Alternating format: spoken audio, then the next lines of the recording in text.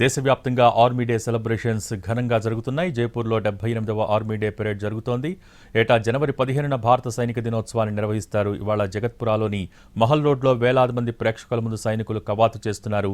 సైన్యం క్రమశిక్షణ, ధైర్యం, అంకితభావం ఎలాంటిదో చాటి చెబుతున్నారు. ఆధునిక సైనిక ఆయుధాలను ప్రదర్శిస్తున్నారు.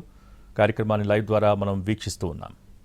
दुश्मन पर किया प्रहार और बताया कि मैं हथियार नहीं हूं बल्कि संदेश हूं, शत्रु को चेतावनी हूं, भारत की सेना का जोश हूं, आक्रोश हूं और भारत मां का रक्षा कवच हूं। साथ ही आप रूबरू हुए भारत की संस्कृति से, मानो मिनी भारत को देखा हो आज आपने। और अब इसी बीच आपके सामने साहस, तकनीकी कौशल, शारीरिक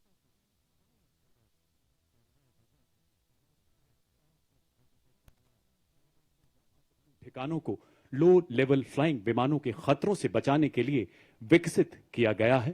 देवी और सज्जनों, ये प्रतिकूल मौसम में भी हमला करने में पूरी तरह से कारगर है। आर्मी एयर डिफेंस का यह हथियार ऑपरेशन सिंदूर के दौरान अपनी उपयोगिता को बखूबी सिद्ध कर चुका है। अगला वेपन सिस्टम सलामी मंच की ओर अग्रसर होता हुआ M777 अल्ट्रा लाइट हाउवित्जर, जो कि अत्यंत सटीकता से 155 राउंड फायर करती है, जिससे 40 किलोमीटर तक प्रभावी फायर पावर मिलती है। आधुनिक फायर कंट्रोल सिस्टम से लैस इसे हेलीकॉप्टर द्वारा अंडरस्लंग कर किसी भी दुर्गम इलाके में अख्तरबंद सैन्य ठिकानों एवं किलेबंद रक्षा व्यवस्था को पूरी तरह से नेस्तो नाबूद करने में सक्षम धनुष। ఆర్మీ డే సందర్భంగా సైనికులకు శుభాకాంక్షలు తెలియజేశారు రాష్ట్రపతి ముర్ము, రక్షణ శాఖ మంత్రి రాజ్నాథ్ సింగ్. ఈ సంవత్సరం ఆర్మీ డే వేడుకలకు ప్రత్యేక ప్రాముఖ్యత ఉంది. ఆర్మీ డే పెరేడ్ను సాంప్రదాయ కంటోన్మెంట్ ప్రాంతం వెలుపల నిర్వహించడం ఇదే మొదటిసారి. उद्देश्य को उजागर करता है, साथ ही रक्षा विनिर्माण में भारत के बढ़ते महत्व को भी प्रदर्शित करता है।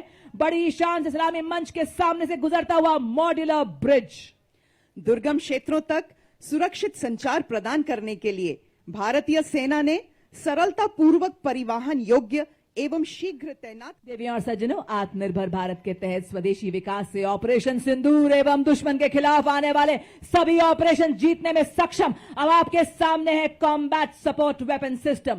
इस श्रेणी में सर्वप्रथम आपके सामने ZU-23mm ट्विन बैरल गन, जो कि एक एंटी एयरक्राफ्ट गन है।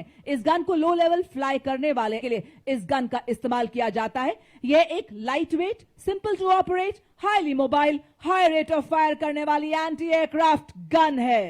जब किया शत्रु ने दुस्साहस और पड़ी आन पर परछाई, टूटा पौरुष का कीर्तिमान, तू एक पड़ा 100 पर भारी।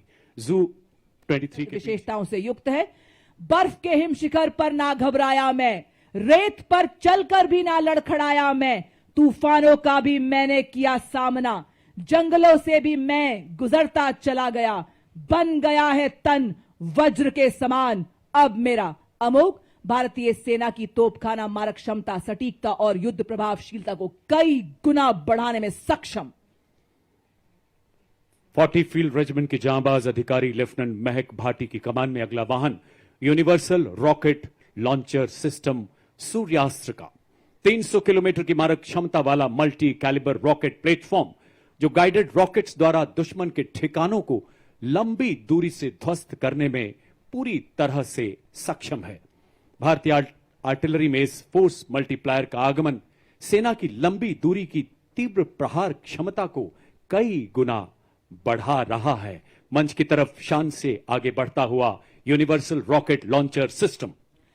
पत्थरों को ठोकर से उड़ा दे हम, चट्टान आए राह में तो सीने से हटा दे हम, आए अगर कोई बाधा तो बढ़कर करे हम मुकाबला, आग बनकर हम चुनौतियों के पंख दे जला। हम हैं मॉड्यूलर ब्रिज, जिसकी पुल निर्माण क्षमता 46 मीटर है। आज की परेड में 115 इंजीनियर रेजिमेंट के मेजर शफी भट्ट द्वारा नेतृत्व, अत्यधिक बहुमुखी और मजबूत मॉड्यूलर पुल का शामिल होना भारतीय